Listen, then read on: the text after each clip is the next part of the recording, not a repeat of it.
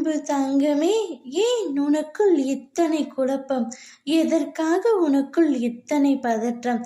ஏன் இந்த வீணான கவலை? அனைத்தையும் விட்டு உன் வேலைகளை பார்த்து கொண்டிரு. நான் உனக்காக வேலை செய்கின்றேன். நீ என்னிடம் வைக்கின்ற வேண்டுதல்களை கேட்டேன். நீண்ட காலமாக உன் வாழ்க்கையை சிதைத்து வருகின்ற பிரச்சனையிலிருந்து விடுதலை கேட்கிறாய். இதுவரை எத்தனையோ சங்கடங்களிலிருந்து நான் உன்னை விடுவித்து உள்ளேன் என்பது உனக்கே தெரியும். உனது பிள்ளைக்காக என்னவெல்லாம் வேண்டிக் கொண்டாயோ அவற்றையெல்லாம் நான் செய்து கொடுப்பேன். நீண்ட காலமாக நீ அனுபவித்த வேதனைகள் விரைவில் முடிவுக்கு வர உள்ளன. இப்பொழுது உள்ள எல்லா பிரச்சனைகளிலிருந்தும் நீ முழுமையாக விடுதலையாகி உள்ளாய். நான் இருக்கும்போது நீ எதற்காக பயப்பட வேண்டும் தங்கமே?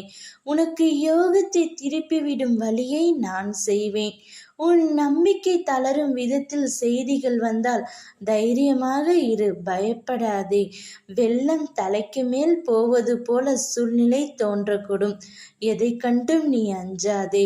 உன்னை காக்க நான் எப்பொழுதும் இருக்கின்றேன் என்பதை மட்டும் நீ உன் நினைவில் வைத்துக்கொள். உனக்கு எவ்வளவு பெரிய ஆபத்து வந்தாலும் அதிலிருந்து உன்னை மீட்டு உன்னை கரை சேர்ப்பது என்னுடைய தலையாய கடமை. உன்னுடைய கோரிக்கைகள் யாவும் என்னிடம் எப்பொழுதும் எந்த சூழ்நிலைகளிலும் நிராகரிக்கப்பட்டதே இல்லை. குறித்த நேரத்தில் உன்னுடைய கஷ்டங்களை போக்கி அருள்வேன். நான் அனைத்தையும் உனக்கு சாதகமாக்கி தருவேன் என்ற திடமான நம்பிக்கையும் பொறுமையும் இரண்டும் உன்னிடத்தில் வேண்டும். இப்பிறவி மட்டுமல்ல, இன்னும் எத்தனை பிறவிகள் எடுத்தாலும் எனது பக்தர்களை நான் காப்பாற்றுவேன் என்பதை சிவன் பக்தர்கள் அனைவருமே நீங்கள் நினைவில் வைத்து கொள்ள வேண்டும். உன்னை தோள் தாங்கி கொடுத்து நான் அரவணைப்பேன். 100 முறை நீ உடைந்து போனாலும் 1000 முறை உன்னை உருவெடுக்க செய்வேன். அதற்கான வலிமையும் நம்பிக்கையும் உனக்கு நான் சிவனப்பா தருவேன். நீ கவலைப்படாமல் நிம்மதியாகவும் சந்தோஷமாகவும் இரு தங்கமே. என் பிள்ளையின் சந்தோஷம் எனது சிரிப்பு.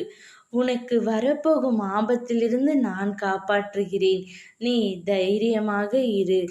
ஓம் நமச்சிவாயா.